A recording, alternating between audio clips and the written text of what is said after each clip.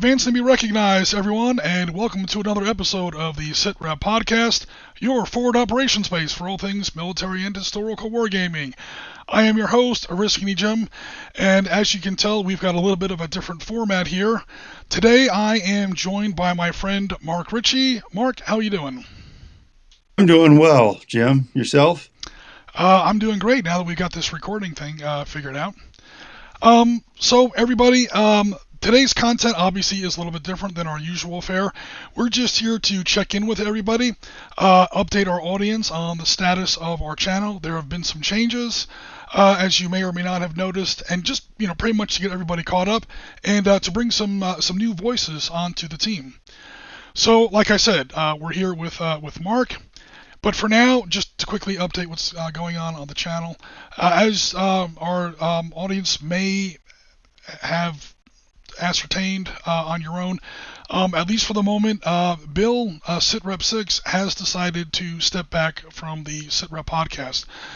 I'm not 100% sure about Marty and Chris, whether or not they're going to be staying with the team or not. I certainly hope they stay. And it goes without saying that Bill is welcome back to rejoin the team at any time. I just haven't heard anything yet. But for now, it's just me running Sitrep Podcast. So a couple things. Just before, to make sure nothing gets started, no rumors or anything else like that. I promise, I'm not going to get into anyone's personal reasons for stepping back from the channel, but I promise there was no drama, nothing happened, there was no falling out.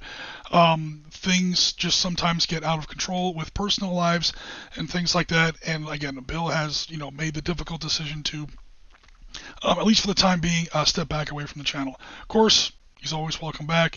Marty and Chris, I haven't heard from them. I'm not sure if they're going to be leaving with Bill. So far, I haven't heard from them. So again, so far, for now, it's just me. And since everyone's just going to be bored listening to me all the time, we're trying to bring in some new faces to, keep things going. So again, that's why, Mark, thanks very much for joining us today. You're welcome. Thanks for being invited. So you guys probably recognize at least Mark's name. His game and his miniatures have been in tons of our videos in the past. I think the first game of yours I at least filmed was the airfield at Peleliu. 3rd Battalion, 5th Marines, I think that was, or 5th Marines. Let me just say that at the airfield. Yeah, it was in 2022, maybe we did. Yeah, that. it was a ways back. I think I joined the team in late. Or I joined the Das Krieg House is the physical location. It's the home of the South Florida Miniatures Gaming Club, or SMG as they call it, because of course they do. Have to have an acronym, right? There's too many military guys there not to have an acronym of some sort. We'd make one up if we didn't have it. Back at, I worked at some tech companies who thought they were into acronyms. They're like, I know we have a lot of acronym schemes. I was like, bitch, I was in the U.S. Marine Corps, okay? Let me tell you about acronyms. USMC, Uncle Sam's Misguided Children. Trust me, the military knows about acronyms. And they're talking about, sometimes our PowerPoint presentations get too long. Again, I was in the military. Relax. They barely even had PowerPoint in those days. That's how old I am. But anyway, Mark, tell us about, give us some background as far as like how you first got into hobby, how long you've been in the hobby. I know you've been in it a heck of a long time before I met you. So yeah, just give us some background if you don't mind. Well, I started wargaming from my father in 1971. He was part of the military book club. I was born in 1971. No, that's when I started gaming. Yeah. Ooh. So anyway, he was in military book club, and early in those days they had various World War II, generals, admirals, whatever, involved in that, and General McAuliffe was pretty much on every monthly subscription with some kind of comment, and they introduced an Avalon Hill game, Panzer Blitz, which was my first board game. My dad bought it for me for my 8th birthday. Yeah, there it is. I have the, which I just gifted mine to my nephew. I had that old bookcase game, and we started playing on the floor. at home, and probably continue to play mostly hex and counter games even through high school. One point in time, I think we had a group of guys that had 4 different Panzer Leader games, plus my Panzer Blitz game. We had some massive, like 16 board games spread out on ping pong tables, Big and it'd macro be games. 3-on-3 or 4-on-4, and some crazy board games. And then that was about the year of the role playing hit, and I had a cup of coffee playing role playing games there for the early '80s. They went back into board games and miniature games, and really have been in the hobby ever since. Awesome. So cool. Yeah, I mean, it's everyone here's already heard my story a bunch of times. It's broadly similar. Start off in hex encounters. Everyone gets distracted in the 70s and 80s, late 70s, early 80s with RPGs. Like all my friends started doing D&D and stuff like that. I never really got that into it. Strangely enough, the military, there's a lot of war gamers and RPG role-playing gamers in the military. At least there were back in the late 80s, early 90s. At least the bases I were at were absolutely awash with that stuff. So there was always a game going on. Like if you were bored on a Friday, you'd meet up with your friend. I actually remember having these conversations, and you'd be like, "Well, what are we doing tonight? I don't know. We didn't call anybody. Nobody called us. Okay, there's a game out at Support Battalion. 4th Battalion has that D&D. That's Forgotten Realms. I don't really like that. Well, Greystone's, someone else is playing across town at the Beaufort Naval Air Station or Marine Corps Air Station Beaufort. Laurel Canyon, Laurel Bay, whatever the military housing project was out there. Laurel Bay, I think it was. Yeah, they've got a couple games. Yeah, so we just show up at somebody's house. Hey, how you doing? You got any seats open? It's almost like poker night, Hey, do you have a seat open? Can I sit in for a while? What's the buy-in? Before you're. There was a heyday of micro armor. There was a period there. There was really the heyday of micro armor because you caught the tail end of the time before video games really hit and things like that, and so that was kind of the end of. Which I watched an interesting kind of history on Avalon Hill because I played so many of their games, but played a lot of micro armor, and I still only have maybe 3,000 pieces left. I sold some of my collection down, having moved to South Florida because there's no basements down here. That's so I had 1-285. Yeah, the 1-285 stuff. So I have a ton of old micro armor, but I still kept my Arab Israeli and U.S. modern stuff in micro. But there was a lot of years there where we flipped over to micro armor and was playing that just like we were playing the Panzer Leader, Panzer Blitz, just with minis. Well, as far as I recall, like GMT micro armor we're talking about, yeah, that kind of goes backwards, at least as far as like compared to like Panzer Leader or Panzer Blitz. Those games start in World War II, and then when they get popular, they say, let's expand this. Let's try to go forward into the modern era. GMT micro armor 6mm 1-285 started in what was then moderns, like 1960s, 1970s Cold War. And then they said this is popular enough. They started making, and they started to like produce scenarios and books and stuff like that further back into World War II. But as far as I know, I was just a wee lad in those days. As far as I know, I think that started in again what was then moderns. Am I right on that, or do I have that backwards too, along with my video? Yeah, I mean, the first stuff I played was actually National Guard and Army Reserve. They used to do training. It wasn't a sand table, although I later had a sand table, but they would run those at conventions, and so it was always like M60s, like the late 70s, early 80s NATO war game. I played a lot of that kind of stuff, and then I played stuff. Yeah, and it was, hordes of T-55s and 64s and just all that, right? BTR 50s, 60s, and some 70s maybe in there. So it was fun. And BMP ones, you know, This must be a it was Cat 1 always division. They have T62s. Oh my God, watch out. yeah, and then, Ultra you know, and modern. then you have that's right, you know. So it was fun playing that, and then I kind of went backward into World War II, having acquired a pretty good collection that I finally sold last year to a friend of mine. But that was, geez, I don't know. I don't know how many figures I had. I had probably a 20 pounds because it was heavier than a bowling ball, which is 16 pounds. So that's my gauge for how much of it I How many sold bowling last balls year. is worth? I don't go by Yeah, pounds or kilograms. I go by bowling balls. that's right. That's At right. 6 mil, So that's going to be a lot. yeah, that's right. So and I have about that much in Arab Israeli wars, right? But I can't pass on that because, 25 years ago, my dad and I were still playing micro armor. So he'd come out to the place, he'd retired, and he'd come out on the back patio. And it's a little bit hard to part with that for the sentimental Certainly, yeah. value of it. But we had over 100 scenarios that we gamed. Sometimes we gamed them 4 or 5 times. So, we played a lot of games over the years.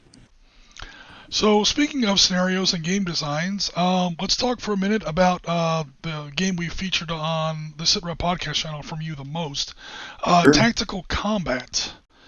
So this is a game you originally designed, I think, back in the 80s, I heard correctly? Or if I heard That's correctly? right. Yeah, we really started playing those rules in '89. Okay. So it's been around a while now. Plenty of Yeah. playtesting. All right. Yeah. If memory serves, I think you actually started that in Vietnam and then worked your way back to World War II and expanded from there. Yeah, well, I really wanted to do something a little different. And at that time, we were playing it as a double blind system, which, In again, Vietnam, you almost you, have to. Yeah. yeah, and it was nice because, I had pretty much a new house at the time and nothing in the basement, right? So you had a lot of table space and you could hang helicopters on fishing string and they'd be dangling over the board, and it was pretty interesting. But I'm sure that looks cool, it but used movement's a got to be a lot of bitch. space. Yeah. Yeah, it was well, there I had wires strung up so you could click from one foot to another foot, on the wire and slide them on Nice. paper clips. It was, and you could change the height of the things, and it was fun. But it's a huge space, and so sometime in the early '90s, probably before '95, it was like, well, what if we just did this and didn't do a double blind because of the terrain, and that's really was the first of maybe 3 revisions that it's taken since '89, and that was just getting rid of some of the first off needing an intermediary, which is tough. If you've only got 2 people to game, it's hard to play double blind. So that was a Yeah, especially in consideration. miniature. I mean, there are some And workarounds in Hex Encounter, but in miniature, that would be tough. yeah, and so we really reworked thinking about that and how to make it, a tabletop game where everybody was involved in it, and you didn't necessarily need to have it. You didn't need to have somebody being a game master, bouncing back and forth between the boards. And the other thing that it did, as soon as you took that out, it sped the game up, right? Oh, yeah. So Double blind rules are fun. They are slow. yeah, They are and always so slow.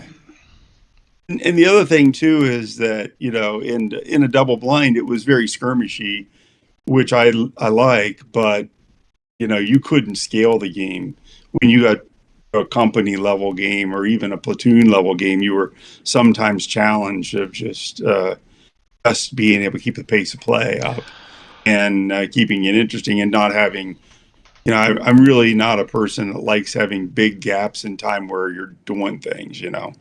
And so that was the first big revision to the system. And once that came through, then it was probably 2008, 2006, 2008, where I really streamlined it and took all the modifiers and thought pretty hard about that and stripped out about 2/3 of the modifiers and kind of commingled some things the big thing was that the initial version, you had cover and concealment, and they had different modifiers and different things because you're still looking at, Right. trying to find somebody in a double blind system, and Yeah, and so I kind of commingled that. concealment is gonna affect whether or not you spot the target. Cover is whether or not you can hit it. So, Right. in a double blind game where spotting the enemy is half the game, that makes sense there. But right, I see what you're saying.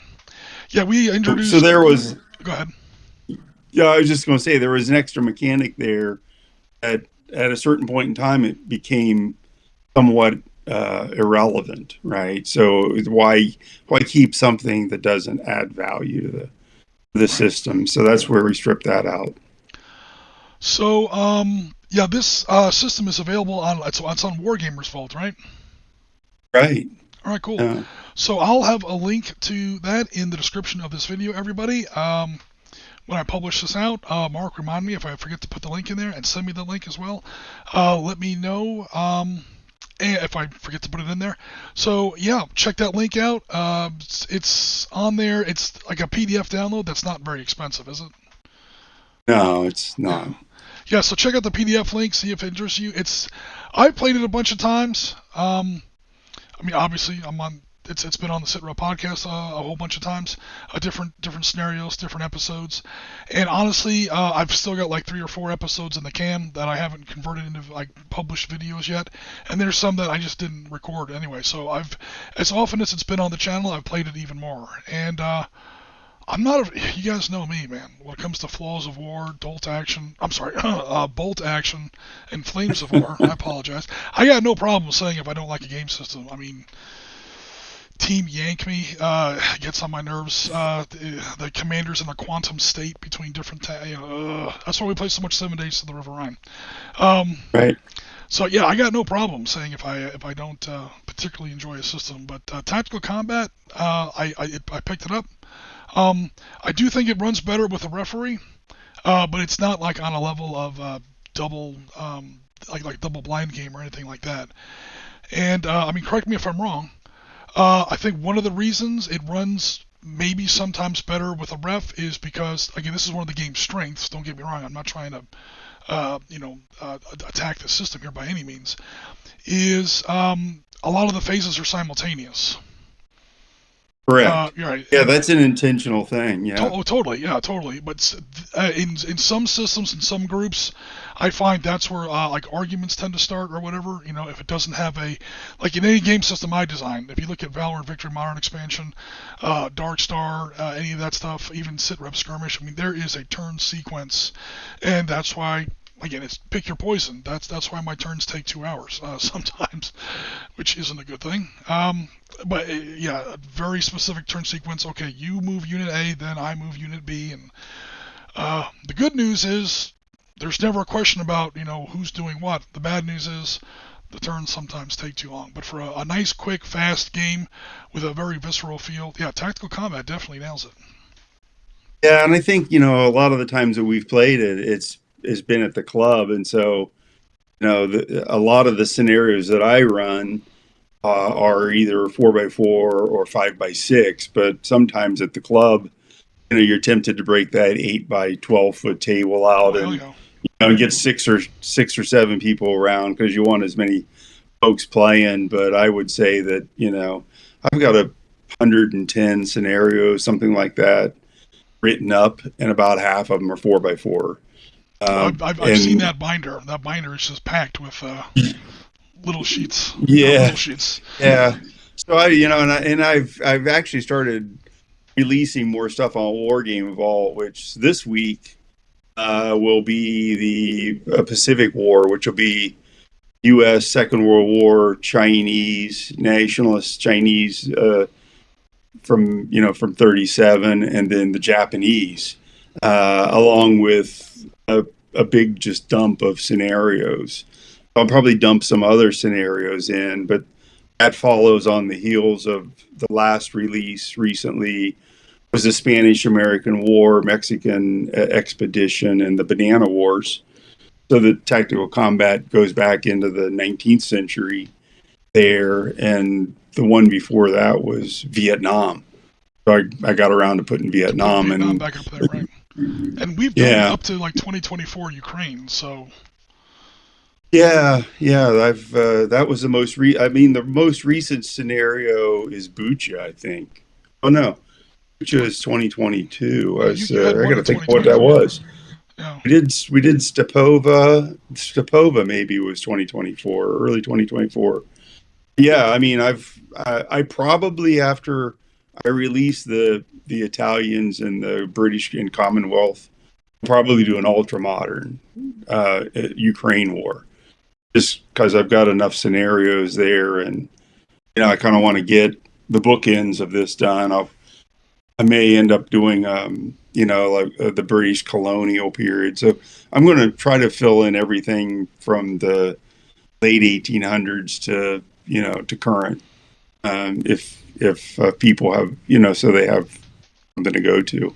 So yeah, that's quite a stretch of different eras Yeah, that it can accommodate. So yeah, I mean it runs on centimeters, which is actually pretty cool because inches you run out of inches faster than you think, especially in modern era combat when everything shoots so far. Um, and the miniatures get so large. I mean, I don't know if a lot of people realize how big tanks have gotten, tanks and other vehicles. Like what a tank looks yes. like in 15 mil in 1935 versus 2015. I mean, it's you actually get them scaled and you put them next to each other. And then if you want to bring in aircraft, I know a lot of games they'll cook the scale for aircraft down one notch. Like a 15 mil game, like Flames of War, for example, most of the Battlefront miniatures, Right. they'll cook it down to 10 mil. They'll cook it down to 1 to 144, roughly 10 mil. And sometimes they don't. Like the Heinz, like for helicopters, they keep that at full 1 to 100. And Yeah. I remember for Team Yankee, that was when I was actually at one of the events when that game was pre-beta rolling out. I was at that event. They didn't even have all the miniatures yet. Like we had our T-72s were still the resin prototypes. They hadn't even started making them in plastic yet. And we got each Soviet player started off with 6 Hind gunships, and the rotors on those things are like, well, you've seen them. The Yeah, rotors on those things are like that big, and we're on 4-foot tables. They literally that's won't right. all fit. I'm like, these guys are at different altitude or something because their rotors are like hooking into each other as I'm trying to maneuver them on the table. It was, but that's how big a Hind I is in 1 to 100. I I, mean, I ditched a lot of the rotors. I do all my aircraft in 1 to 100. And recently, just last month, we ran a game, 1911 12 oh yep. Italia Turkish War, and I had I have a Which we Talbot totally on the. won, by the way, even though it got counted as a That's right. draw. We That's right. Yeah, you were in that. You were Yeah, defending the well, I I was the believe. Turks defending But, me and Tom. We were defending the Oasis. so I wanted to get. I like the different eras, right? So, and one of the things I would say is that I've sold a lot of my collection off so I could focus terrain wise and everything else wise on 15s. And I've got a couple of scales and other things, but I've got a lot of 15s. But in the tactical combat, you use centimeters for 10 or 15 millimeter figures, or you can use inches Oh, for okay. 25s. Yeah. The limitation on 25s, of course, is that it consumes a lot of table space. So you're really looking at very small skirmishes and very tight terrain. But of course, you're accustomed to that if you're doing 25s anyway. Yeah, You know, 25s or 28s is a lot of bolt action players are going to rage, but that's when you gotta. I mean, for what bolt action was originally designed for. I'm not dogging what anybody chooses to play, but that's an infantry game. And if you talk yeah. to Warlord, they wouldn't agree with me anymore, at least not publicly, because they want to sell tanks too. But that's how that started. It was an infantry skirmish game, Oh and yeah. as such, it does great. I mean, I've played bolt action at events and stuff like that. It's not really my first choice for World War II. World War II, I want to do big battles. Yeah. Hence, I start at the bottom for like my entry point is 15 mil God scale, tactical combat, Flames of War, stuff like that. And Battle Group, really. Battle Group goes up to 20, but I underclock it back down to 15. Battle Group is definitely my favorite World War II miniatures game. Um, but that game, you can't do a big system. You have to track ammunition in your tanks in that Yeah. system. So that one definitely does have a bit of a cap as far as how big of a scenario you can put on without breaking up into teams and referees and stuff like that, for sure. Yeah. Well, it's funny that you mentioned 20 millimeter because way back when I first started this, we were using Platoon 20 because they had this great Vietnam line. And then you could buy the Esche Ertl models. And if you remember the old plastic models, Monogram had some, Okay. different companies had models, but you could get M113s Airfix and used to have a lot of 20s. 248s. And yeah, I mean, and Yep. so it's funny because we started with 20 millimeter. And Yep. so, and that was another thing we rescaled over the years, 1 to 72, before people come at me in the comments, which I know isn't really 20 millimeter. I think 20 millimeter is technically 1 to 76, but yeah, that neighborhood. Correct. Yeah. Yeah. Yeah. I mean, it's you have what you could have. In those days, there wasn't, in the late 80s, there wasn't any internet purchasing. So you're going to your local Hobbyland or whatever and buying whatever you could get. One of the best tank And games we ever played was pennies, nickels, dimes. Pennies are T-34s, dimes are Mark IVs, nickels are Panthers, and quarters are Tigers. I mean, that's all we had on the carpet. that's right. Put a little, get a little Sharpie marker and put a line on the front of the quarter. Okay, that's the gun turret. That's which way it's pointing. Those were the days.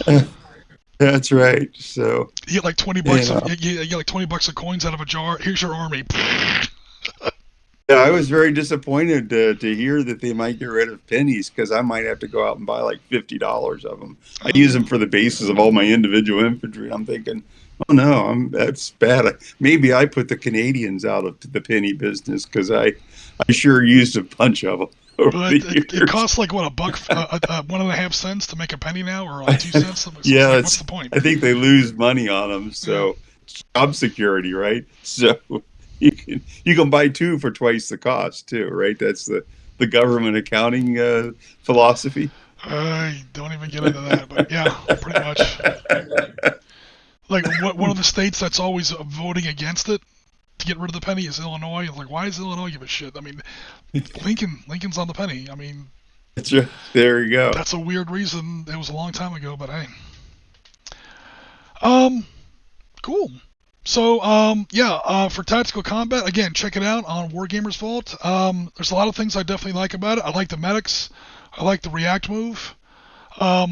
We do get comments in the channel sometimes, because, I mean, at least, this is probably a little bit of confirmation bias, because obviously I put the games that I like up there, the games that I play on the channel, and these are games again like Battle Group, definitely Battle Group, definitely Valor and Victory, definitely Panzer Leader. These are all games that depend heavily on some sort of a pinning mechanic. And with no pinning mechanic, some people ask, well, without a pinning mechanic, how can you do fire and maneuver, like the most basic tactic there is? Well, okay, tactical combat, I mean, units don't really get pinned down in tactical combat, but you can still do fire and maneuver. That's how I got through that Bella Wood game that went up pretty recently. We used, pretty much a phase, almost like a leapfrog. One element would take double move, the other element would take the move and fire, and then the next turn, those two elements would switch places. And you cross 4 feet of table, even on foot, pretty quickly with that. I think we got through. Oh yeah. We got to that second German trench line on turn 11. We had 15 turns, so we had plenty of time. Yeah. Yeah, no, I mean that was well executed, but the game really there's a lot of movement in the game, and I think probably one of the principal design thoughts that I had was how many war games have I played and invested 2.5, 3.5 hours in, and never got close to resolving, right? And we call it, right? Yeah. Because we ran out of time. And I really like a game that you get to some place where you're resolving it in the time allowed, 2.5 to 3.5 hours whether it's a weeknight game. I mean, we played a lot over the years on weeknights, and so if you have 3 hours, that's a generous time allowance for a weeknight. Yeah. for a weeknight. So a lot of the games were really structured on cleaning up in 3 hours, and we got something done. And so there is that. But yeah, you're right. There isn't a pinning mechanic in it. And some Again, folks would this say, isn't a critique. This is just no. sometimes It's an intentional design. Games will approach certain things from different angles. I mean, we still had a fire maneuver result even without a pinning mechanic. Is what I'm saying. Yeah, and from a morale standpoint, I really considered that as well. And so I arrive at morale in a different way. And as you mentioned, there's medics which play fairly a big role in the game, which a lot of games don't even include medics, or they have a medic and he's like a media team, they're just sitting around running around or something, and they have no real function. And then and so the combination of leadership and troop quality and mechanics are medics, I'm sorry, is in fact a morale mechanic, because you'll take a group of, say, early Soviet 1941, 42 Soviet infantry. They have one leader for 15 men, or maybe one for 30. They have no medics, and so they tend to go away and on a serious wound. Once they get for people for our audience, there's also a wound system. So especially without medics, you don't even have to kill the guy to take him out of the battle. A light wound, 2 light wounds become a serious wound, and if you have no medics, that guy's out of the game for good. You don't even technically have to kill him. Yeah, and it's a mission kill, right? So they just become ineffective, and so those troops will bleed away. Where if you're let's say you're an American group, you've got medics pretty much in every group that's out there, which means that on an every turn basis, you're lifting one light wound and recycling those guys in, and you can recycle seriously wounded guys, which I think in that Turkish game you had a medic and you rolled a 2 and a 3 and recycled 2 serious wounds with 2 medics. So you returned 2 guys back to action, which was you only had like 4 guys. A Bellawood, I rolled like it was either a 1 or a 2 or a 2 or a 3. Yeah, 2 and a 3. Yeah, 2 of my serious wounds, they're back. So your guys aren't melting away, where if you don't have the medics, they tend to melt away a little faster. And so that is that's an additional way of arriving at a morale result, is you just don't control your guys as well. And for troop quality, it's definitely your leaders. And I like where it's not just like handed to the players, like, oh, all your guys are just magically better. I mean, I get it. Some armies are better trained than others, but now you have to get into different point costs, like how much is an American soldier worth versus how much is a 1939 Polish soldier or a 1941 Soviet soldier or a 1940 French soldier or something. Or, to be fair, a 1942, early 1943 American soldier. Let's not forget Sidi Bouzid, Kasserine Pass. I mean, yeah, everyone has to start somewhere. But, no, you get like +1, +2, +3 leaders. And it's where I find in tactical combat, it's where you put them, because it's not like the whole board gets that benefit. It's within 16 centimeters. And it's like, okay, now you got to make a choice. Like Valor and Victory does this. Whenever I have like a +2 captain, that sumbitch always go back with my mortars. He does not lead from the front. I don't care what you say. He goes back with my mortars and my heavy machine guns. Those are my biggest killers, my biggest heaviest unit. I want them to have the +2, the +3 to hit. And +2 and +3 to hit is one thing. In Valor and Victory, it's a 2d6 system. And then when you look at it in Tactical Combat, which is a d20 system for people who aren't familiar, and you're like a +1 on a +2 on a d20 system, that who cares? I mean, I hit 10% better, 5% better. Well, hold on. After all of the, because you hear +1 versus 20, +2 over 20, 5 or 10%. Most of the time, the chances to hit are like, for rifles, it's what, like 5 or less, 4 or less, 3 or less? It's 4. Yeah, and Yeah. now you get like a +2 to that. Okay, that's a 50% freaking bonus, and you're rolling like 15, 16 guys in a platoon. 8 guys in a squad. Who knows how many in a Right. company. And yeah, now your 10 hits just became 15 hits, and that's a big difference.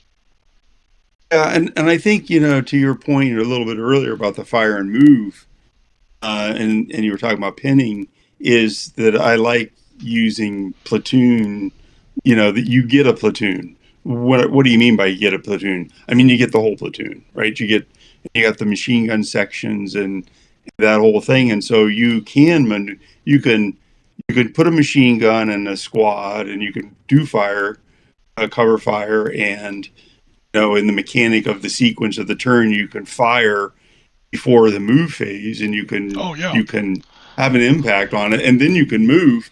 And you can because either react fire really make a most. rapid assault, or you can do a movement and still be able to fire with the guys you move. So there's a lot of maneuver. There's a lot of action on And the table and in that since regard. artillery is at the end of the turn, you have to kind of plan a turn in advance. Pain's leader does this, obviously, except they put it at the beginning of the turn. You have to call it in your fire for the next turn.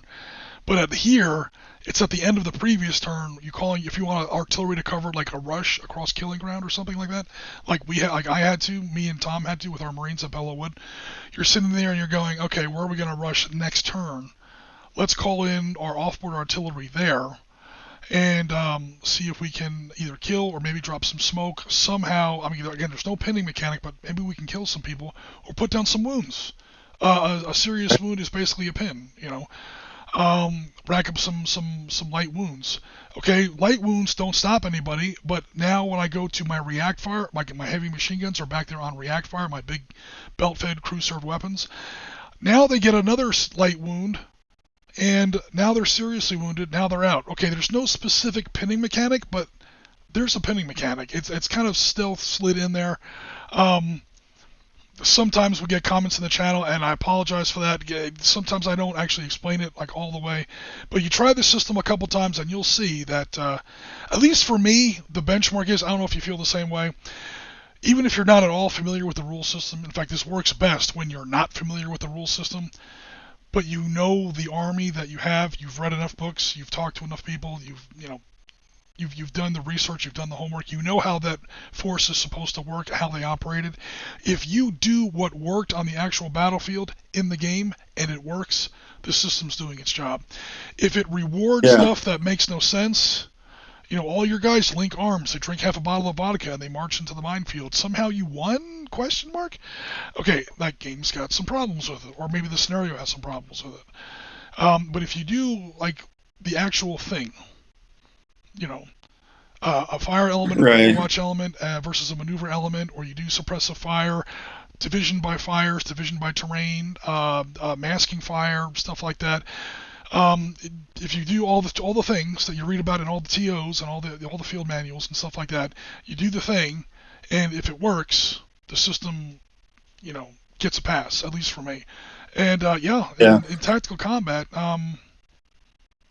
I can't really remember. I mean, I've lost some games. I can't remember a loss I don't think I deserved. I mean, like I don't like. Oh yeah, that happened. But Well, that was just thanks. I appreciate that that. was just some good die rolling for the opponent, or I screwed up. I should have done something different, or I didn't understand the victory conditions, which again is on me. But no, it works. It does work. Well, thanks. Yeah. Well, one of the things that I mean, one of the other intentional things that I would sit down in is you'd set up, you'd get together, which is hard enough to do, getting people together to game, and then a half an hour into the game, you're rolling a morale check mechanic that half your guys flee away, or the game's over, or you can't do anything, and that always kind of didn't make much sense to me because like in this game, it's less than 5 minutes for a turn, right? So that's kind of how you equate 12 turns is about an hour. And if you've still got ammunition in an hour and you're in a firefight, I don't know what you did right, but you weren't shooting a lot. But Yeah. so you're going to burn through it and you're going to expend your ready ammo, and you're probably going to fall back or you're going to advance or whatever. But failing a morale check 2 turns into a game never made a lot of sense to me. And having a morale mechanic that arbitrarily forced a result, and I don't pick on any other systems because that's just how they are. But I've played in those games where it's like, oh, really? This game's over. And, I played in one, you know, within the last 12 months where I don't think I ever shot, but Oh, the other end of the table had a result because they were first to engage because I was moving in and the game was over in an hour. And it's like, well, that's wasn't, the most fun. At least the beer was cold, right? But there's so I something. always kind of liked a game that gets a result. And so, I guess one of the Without things getting that there too is very quickly. Yeah. intentional. Yeah, because guys will fall back, but they're not going to fall back that way, and they don't all fall back together. It's like, Yeah, that's that. not, Like general that's the morale other thing. failures. General morale. Like one of the systems I use is, and this isn't a hit on the system, but like any American Revolution game, mass panics and routes are a huge part of the American Revolution. If you don't know that, you don't know the American Revolution. So I mean, I get what's happening there, but even then, you want to do it by units because okay, maybe George Washington does get sniped at Brandywine. Not everyone on that mile and a half wide battlefield is going to know that. Even if it does cause everybody to run away. First of all, it wouldn't do that, and second of all, I mean, it would be a blow, but it wouldn't cause everyone to just simultaneously shit their pants and pop smoke and just flee the field.